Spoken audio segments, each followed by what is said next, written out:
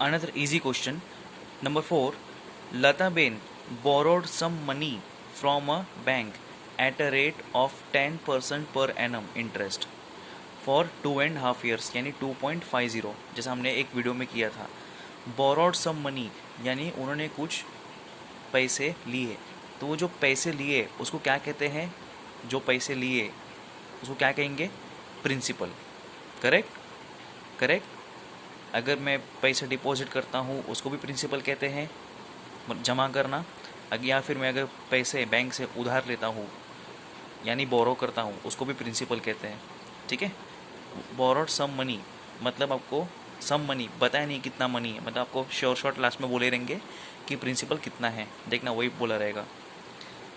ठीक है. To start a cottage industry. Cottage यानी उनको कोई इंडस्ट्री शुरू करना है. ठीक है. इसलिए उन्होंने उधार मांगा है. If she paid ₹10,250 as total interest. ठीक है. ऑब्वियसली बैंक से जब पैसे लिए हैं तो उनको कुछ ना कुछ तो बैंक को देना पड़ेगा ना, इंटरेस्ट, ब्याज. तो इतना पैसा उन्होंने दिया. हाउ मच डिड शी बोरो. ठीक है. सो आपको देखो स्टूडेंट्स बहुत इजी, मैं बोलता हूँ ना कैसे करने का. आपको जो भी दिया रहता है ना डिटेल्स, जो भी डेटा नंबर्स दिए रहते हैं उसको गिवन के तौर पे लिख दो. आपकी लाइफ इजी हो जाती है क्योंकि आपको फॉर्मूला लगाने में आसानी हो जाती है. ठीक है. जैसे आपको रेट ऑफ इंटरेस्ट दिया तो मैंने आर लिख दिया. पीरियड दिया है कितना, नंबर ऑफ ईयर्स कितना दिया है 2.5, तो एन कितना है 2.50 ईयर्स. करेक्ट. इंटरेस्ट दिया है 10,250. ठीक है. सो आपको क्या निकालना है? हाउ मच डिड शी बोरो. उन्होंने कितना मांगा बैंक से. बैंक कितना मांगा मतलब क्या है? प्रिंसिपल. ठीक है. सो फॉर्मूला लगाओ, I P multiply by N upon 100. ठीक है. सो आपके पास आई है, आपको पी ढूंढना है प्रिंसिपल, आपके पास एन है, आपके पास आर है, 100 तो नंबर है वो तो आपके पास है ही. समझ में आ गया. इसलिए हमेशा आपने देखा रहेगा मैं गिवन लिखता हूँ. गिवन लिखता हूँ क्यों लिखता हूँ? क्योंकि उससे हमारी लाइफ इजी हो जाती है, हमें पता चल जाता है कि हमें क्या ढूंढना है और क्या नहीं. ठीक है. सो अभी सब वैल्यूज़ हम डालेंगे. आई कितना है 10,250.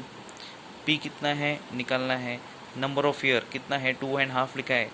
2.5 का मतलब कितना होता है 2.50. करेक्ट. एंड आर कितना है 10 दिया है आपको क्वेश्चन में, डिवाइड बाई 100. ठीक है. सो अगेन स्टूडेंट्स हमें पी निकालना है. सो सारे नंबर्स को हम वहाँ शिफ्ट करेंगे. सो 10,250 वैसे का वैसे लिखेंगे. जो नीचे 100 डिवाइड हो रहा था वो ऊपर होएगा मल्टीप्लाई, और जो ऊपर जो नंबर है वो नीचे जाके क्या होंगे? डिवाइड. समझ में आ गया. नीचे का नंबर ऊपर, ऊपर के नंबर नीचे. ठीक है. अब इसको स्टूडेंट्स एक चीज़ मैं आपको बताना पसंद करूँगा. यहाँ पे 0.50 है. ठीक है. सो 0.50 मुझे निकालना है, मतलब उसको हटाना है. तो मैं क्या करूँगा, ये नंबर्स को वैसे का वैसे ही लिखूँ. देखो मैं कैसे करता हूँ. जो ऐसे नंबर थे ना उसको वैसे का वैसे ही लिखो. ठीक है. आज आप एक नया चीज़ सीखोगे. इसको मैंने सेम वैसे का वैसे ही लिखा. ये पॉइंट के बाद कितना नंबर है 1 2, ये मुझे पॉइंट हटाना है. तो मैं क्या करूँगा, मल्टीप्लाई बाय 100 डिवाइड बाय 100. ठीक है. इस नंबर को मैं 100 से मल्टीप्लाई और डिवाइड करूँगा.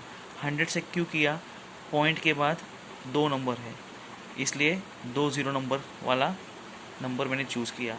पॉइंट के बाद एक नंबर होता तो मैं 10 लेता क्योंकि 10 में एक ज़ीरो होता है. पॉइंट के बाद अगर 3 नंबर होते तो मैं 1000 लिखता क्योंकि 1000 में 3 ज़ीरो होते हैं. Are you getting it? Point के बाद जितना नंबर होता है उतने ज़ीरो वाला नंबर लगाने का. पॉइंट के बाद 2 नंबर है इसलिए मैंने 2 0 एंड 1 लिख दिया, मतलब 100 से मल्टीप्लाई किया. 100 से मल्टीप्लाई करेंगे 100 से डिवाइड करने का. ठीक है. सो इसको वापस कैसे लिखेंगे ध्यान से देखना, और ये पी तो भूलना मत. ठीक है. समझ में आ गया. सो मैंने कुछ नहीं किया है, इसको वैसे का वैसे ही लिखा. पॉइंट हटाने के लिए मैं इसको 100 से मल्टीप्लाई और डिवाइड करूँगा और फिर पी तो चलेगा ही. ठीक है. अब स्टूडेंट्स क्या करें ध्यान से देखना, कंफ्यूज मत होना, बहुत ईजी है. ये ऊपर के नंबर को मल्टीप्लाई मत करो, वैसे का वैसे ही लिखो क्योंकि आगे बहुत कुछ कैंसिल आउट होएगा. Multiply by 100 multiply by 100. ठीक है. 10,250 multiply by 100 multiply by 100 divide by. अब ये 2.50 मल्टीप्लाई बाय 100 करेंगे तो आंसर आएगा आपका 250 क्योंकि आपका पॉइंट, ये जो पॉइंट के बाद जो 2 नंबर थे, ये जो पॉइंट था पॉइंट वो ये 100 लेके चला जाएगा. समझ में आ गया. हमने 100 से क्यों मल्टीप्लाई किया था? ताकि ये पॉइंट निकल जाए. तो जब मैं 2.50 को ये 100 से मल्टीप्लाई करूँगा तो पॉइंट चला जाएगा, तो 2.50 क्या हो जाएगा, 250, पॉइंट चला गया। ठीक है, कौन लेके चला गया, 100, तो ये 100 को हम भूल जाएंगे, और नीचे क्या बचेगा, सिर्फ 10। समझ में आ गया, 2.50 के साथ 100 को मल्टीप्लाई करने पे पॉइंट चला गया, तो सिर्फ क्या बचेगा, 250, और ये 10 बचेगा। ठीक है, अब देखो क्या कितना ज़ीरो है, कुछ कैंसिल होता है क्या, यहाँ पे एक ज़ीरो है, यहाँ पे एक ज़ीरो है। ठीक है, नीचे ऊपर अगेन एक नीचे ज़ीरो है, एक ऊपर ज़ीरो है।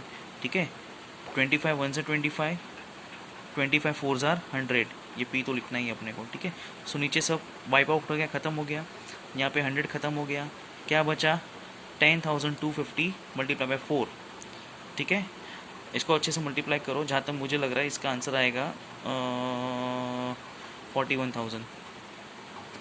ठीक है, डायरेक्ट मत करना स्टूडेंट्स, इसको ऐसा मल्टीप्लाई करने का पीछे जाके करना अच्छे से। चलो मैं आपके सामने कर देता हूँ, 4 0 0, 4 5 20, 2 carry, 4 2 8 + 2 10, 4 0 0 + 1 1, 4 1 4, 41,000। That is she borrowed, उसने कितना बैंक से मांगा था, ₹41,000। ये प्रिंसिपल है, समझ में आ गया, ये अमाउंट क्या है, प्रिंसिपल। ऐसे टाइप्स के एग्जाम में आएंगे बेटा, लास्ट जो क्वेश्चंस होते हैं उसमें आते हैं, देखने में ईजी लगता है, प्रैक्टिस करोगे तो आपका कॉन्फिडेंस बढ़ेगा, खाली देखने से नहीं होगा। ठीक है, एंड क्वेश्चन नंबर 4 है ये। क्वेश्चन नंबर 5 में आपको क्या दिया स्टूडेंट्स मालूम है, आपको एक टेबल दिया है, उसमें आपको है ना ऐसे ही दिया है, ऐसे ही कुछ रहेगा, आपको आई दिया रहेगा, पी दिया रहेगा, एन दिया रहेगा, आर फाइंड करने बोला रहेगा, आपको एन दिया रहेगा, आर दिया रहेगा, आई दिया रहेगा, पी फाइंड करने बोला रहेगा, या फिर आपको एन नहीं दिया रहेगा, आई दिया रहेगा, पी दिया रहेगा और आर दिया रहेगा, एन फाइंड करने बोलेंगे। तो ऐसे आपको कॉम्बिनेशन के आपको सम्स है क्वेश्चन नंबर 5 में, ये क्वेश्चन नंबर 4 है, टेक्स्ट बुक में देखो क्वेश्चन नंबर 5 में वैसे ही करना है, पीछे आंसर दिए हुए हैं जैसा हमने किया वैसे ही करने का, कुछ डाउट है तो पूछने का। ठीक है, उसमें एक कॉलम है अमाउंट का भी, अमाउंट का फॉर्मूला क्या है, प्रिंसिपल प्लस इंटरेस्ट, तो उससे भी आप कर सकते हो। ठीक है, अच्छे से करना, कुछ डाउट्स है तो पूछ लेना, यहाँ पे हमारा चैप्टर खत्म होता है।